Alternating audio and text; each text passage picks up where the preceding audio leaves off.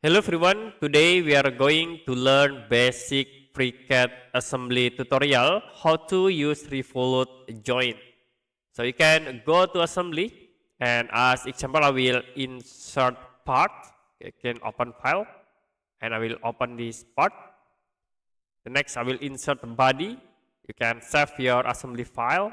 I will save in this file. The next I will set this body into ground part. So you can insert again another part. Click OK. Now if you want to use the Revolute join, you can click these icons, Revolute join, and I will select from this edge into here. So it will be moving and you can click OK. Now with this Revolute join, you can rotate the part like this. It's different if you use the fixed joints, like as example, I will delete this Revolute and then move again into here. You can use the fixed join.